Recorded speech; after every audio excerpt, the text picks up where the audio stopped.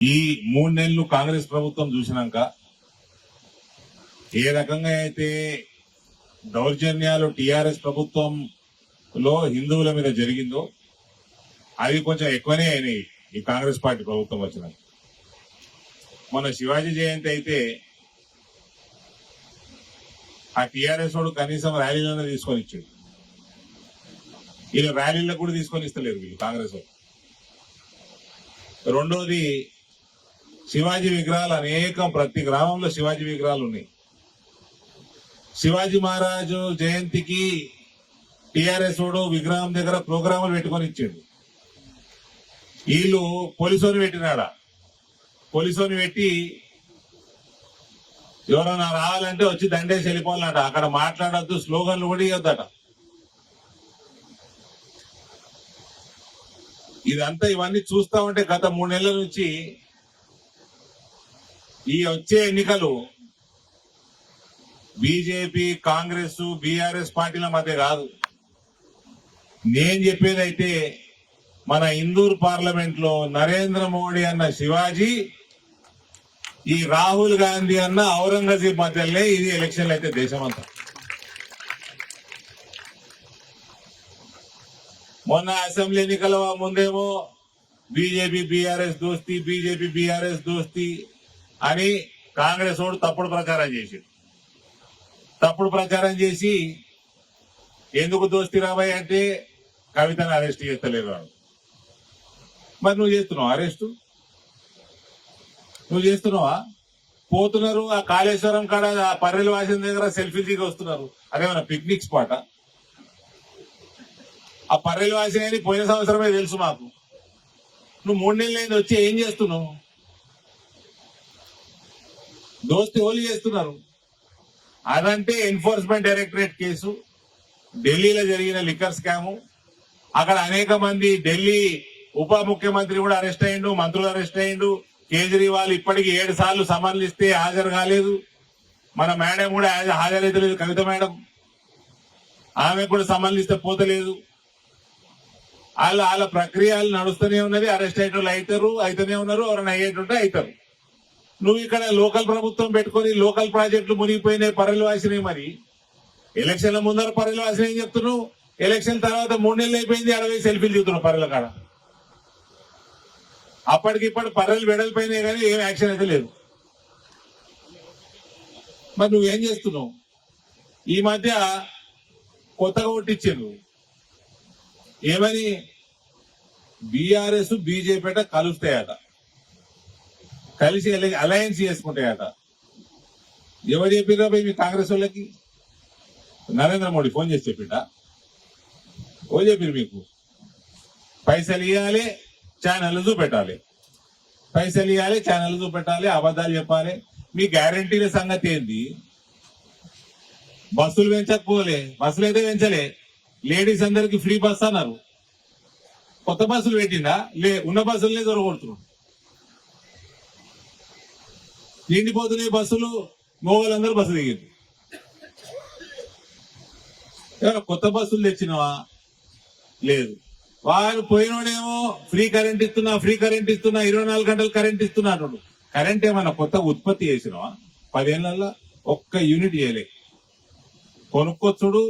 కొనుక్కొచ్చిన దాంట్లో పైసలు మింగుడు, కమిషన్లు మింగుడు, అప్పుల పాలు చేసుడు, అప్పులు చేసుకుంటా ఫ్రీ కరెంట్ ఇస్తున్నా. ఏమనంటే ఫ్రీ కరెంట్ ఇస్తున్నాను. ఇక వీళ్ళు వచ్చిండ్రు, వీళ్ళు 200 యూనిట్ ఫ్రీ అన్నారు. ఇప్పటివరకైతే చాలా కాలేదు. పవర్ కట్ అయితే చాలా అయింది. నిన్న నేను దానిపాలన్న కేంద్రీయ విద్యాలయ ఓపెనింగ్ పోయినాం. తయారైపోయింది బిల్డింగ్, బ్రహ్మాండమైన 8 ఎకరాల క్యాంపస్ ఉంది. ఓపెనింగ్ పోతే పక్కకే పవర్ హౌస్ పక్కకే ఉన్నది, పవర్ కట్ అవుతుంది. ఈ కాంగ్రెస్ పార్టీ అంటేనే పవర్ కట్, అలా పేటెన్సీ అది. ఈ అన్ని చక్కర్లలో చెప్పాలి నాన్న ఏమైందో. ఈ కాంగ్రెస్ వాళ్ళు అంతకుముందేమో బీజేపీ బీఆర్ఎస్ దోస్తి అన్నారు, ఇప్పుడేమో బీజేపీ బీఆర్ఎస్ అలయన్స్ అంటున్నారు. ఈ అన్నిట్లో ఏమైతున్నది, తురుకోడు బకరాయిండు. వాళ్ళు ఏం చేసిండ్రు, ఆ కేసీఆర్ నుంచి మొత్తం ఓట్లను తీసుకుపోయి కాంగ్రెస్ చేసారు. వీళ్ళిద్దరు దోస్తులని. ఇప్పుడు ఏమైంది? తుర్కోళ్ళందరికీ పరిచయాలు పడ్డారు. దేశంలో ఉన్న కాంగ్రెస్ వాళ్ళందరూ బీజేపీలో జాయిన్ అవుతున్నారు. ముఖ్యమంత్రి పదవి చేసిన వాళ్ళు కూడా బీజేపీ జాయిన్ అవుతున్నారు. ఆయన అశోక్ చవాన్ ఆయనే, మొన్న మిలింద్ యువరాజ్ ఆయనే, ఇప్పుడు కమల్నాథ్ అంటున్నారు, ఆ పంజాబ్ ల మనీష్ తివారీ అంటున్నారు. కాంగ్రెస్ లో కూడా మిగులుతలేడు. ఇప్పుడు తుర్కోలు పరేశాని. ఆ ముసలోడు కేసీఆర్ అనే జర కొట్లాడుతుంటే బీజేపీ తోటి ఈ మొత్తం కాంగ్రెస్ మొత్తం వీక్తున్నది. వీళ్ళేమి నరేంద్ర మోడీని ఆపే పరిస్థితి వీళ్ళకి లేదు. మనం బకరా ఎత్తిమ పాడా అని తుర్కోలు కూడా ఆలోచన చేస్తుంది. కాంగ్రెస్ ఏడు మీదన్నా కేరళ, ఆ మూల కేరళలో 4-5 సీట్లు వస్తాయి. తెలంగాణలో ఏమైనా వస్తే కింది దిక్కు ఏమన్నా సౌత్ తెలంగాణలో 4-5 సీట్లు వస్తాయి. అయిపోయింది. కేరళ మే సురు, తెలంగాణ మే బంద్. ఇలా 25 సీట్లు కూడా వచ్చేటట్టు దిక్కులేవు. ఇప్పుడు తుర్కోలందరూ పరిశాన్. మేము ఏం చేసినాము? ఈ కాంగ్రెస్ వల్ల పని ఎట్లుంటది? అన్ని జాగాలలో అబద్ధాలు చెప్పుడు, మందిని మోసం చేసుడు. ఇలా ఎన్ని గ్యారెంటీలు అయిపోయాయి? ఫిబ్రవరి కూడా అయిపోవచ్చింది. డిసెంబర్ అయిపోయి, జనవరి అయిపోయి, ఫిబ్రవరి అయిపోయి. రైతులకు రుణమాఫీ లేదు, 4,000 రూపాయలు పెన్షన్ లేదు, కాళేశ్వరం మీద యాక్షన్ లేదు. మళ్ళా ప్రతి మహిళకి ఎక్స్ట్రా అదేమో స్కీమ్ అంటారు. అన్నిటికీ పేర్లు మాత్రం కేసీఆర్ దగ్గర నేర్చారు. వీళ్ళు కూడా మంచి మంచి పేర్లు, మహాలక్ష్మి, ధనలక్ష్మి, గృహలక్ష్మి, ఇల్లులు కట్టిస్తా అన్నారు. ఇవన్నీ గ్యారెంటీలు అని చెప్పి 6 గ్యారెంటీలు కాదు 400 గ్యారెంటీలు ఉన్నాయి మేనిఫెస్టోలా. ఇవన్నీ అయిపోయినాక గవర్నమెంట్ రాగానే శ్వేతపత్రాలు రిలీజ్ చేస్తారు. ఇగో తెలంగాణ ఇన్ని లక్షల కోట్ల అప్పుల పాలైనవి, మా దగ్గర పైసలు లేవు, కేసీఆర్ మొత్తం తెలంగాణని బిచ్చం గతి పట్టించి పంపించేసిండు. మరి ఇవన్నీ ముందే తెలుసు కదా. అంటే నువ్వు మోసం చేసినావు పబ్లిక్ ని. నీ గ్యారెంటీలని అబద్ధాలన్నట్టే కదా. మరి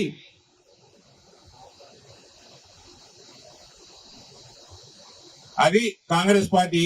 వీళ్ళకి ఇట్లా అబద్ధాలు చెప్పి చెప్పి పనికి వాళ్ళ కుల రాజకీయాలు, మత రాజకీయాలు చేసి, ఒకడు మన తుర్కోడు ఒక ఆయన ఇంటర్వ్యూ ఇస్తున్నాడు. సార్ నేను చెప్పు తీసుకొని కొట్టుకుంటాను నన్ను నేనే అంటున్నాడు. ఎందుకు రాబోయే అంటే కాంగ్రెస్ కొట్టేసిన అందుకు సార్.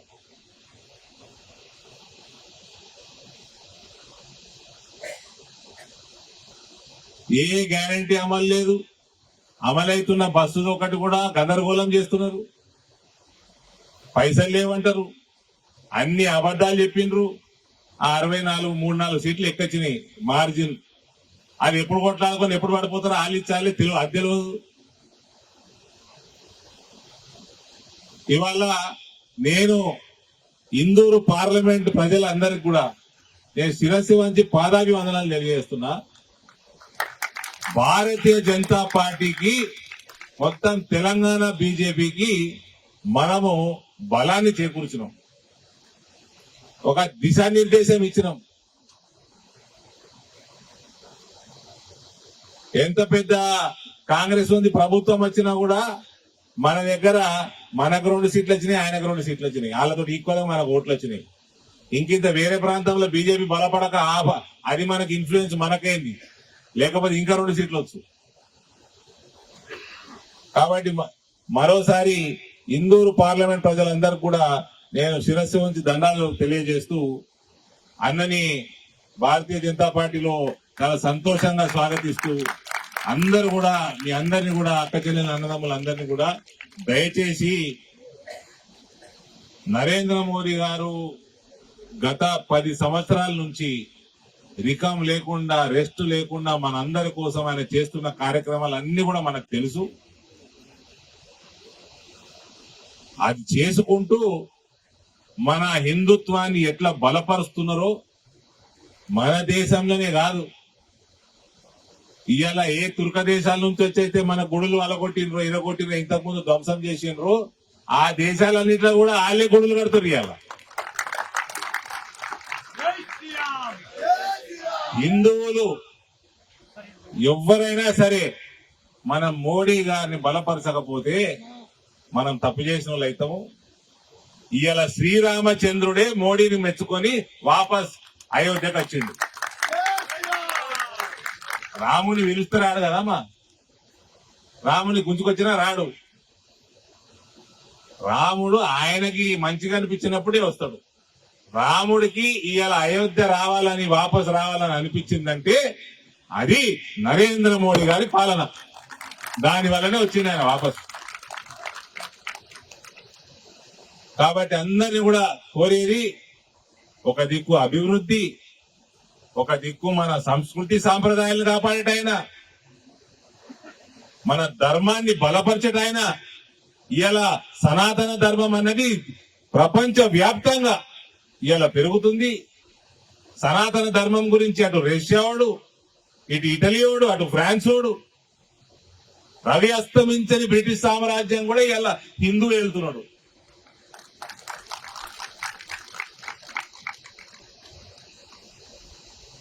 ఆయన కూడా మోడీ ఫ్యానే.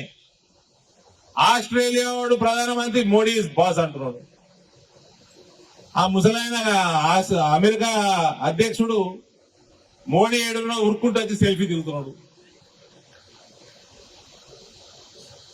మన ఇంగ్లాండ్ బ్రిటిష్ అయిన మన హిందూ ప్రధానమంత్రి ఈ ప్రపంచానికి దిశానిర్దేశం మోడీ చేయాలంటున్నాడు. ఆడ ఇంగ్లాండ్ లో రిసెషన్ వచ్చింది, ఎకనామికల్ రిసెషన్ వచ్చింది. ఈడనేమో మన ఆర్థిక వ్యవస్థ బలపడతా ఉన్నది. ఈ అందరికీ దిక్కు నరేంద్ర మోడీ అవుతున్నాడు. ఏ తుర్కరాజులైతే మన భారతదేశాన్ని ఏలిండ్రో ఆ రాజ్యాలకి మా మోడీ. ఆ రాజ్యం సౌదీ అరేబియా యువరాజు, మోస్ట్ పవర్ఫుల్ యువరాజు, మొత్తం ఇస్లాం ప్రపంచాన్ని నడిపించట ఆయన మొన్న మైక్ పట్టుకొని జై సీఆరాం అంటున్నాడు.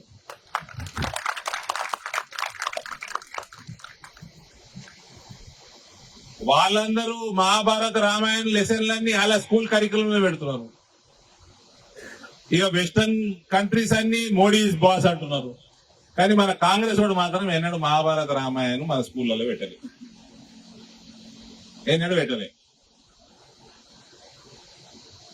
ఇది కాంగ్రెస్ పార్టీ చరిత్ర. ఇంకా 2 నెలలు మస్తు టైం ఉన్నది. గదే పని కాంగ్రెస్ పార్టీ చరిత్ర ఎప్పుడే తిరుగుతున్నాయి. కాబట్టి హిందూ వ్యతిరేకులు వీళ్ళు కాంగ్రెస్ పార్టీ. తుర్కోళ్ళకి ఏమైనా చేసినారంటే వాళ్ళని మోసమే చేసారు. వాళ్ళకి ఏం చేయలేదు ఇవ్వడం, కేవలం వాడుకున్నారు వాళ్ళని. ఒక ఓటర్ ఐడి లెక్క వాడుకున్నాడు తప్ప ఇంకేం చేయలేదు.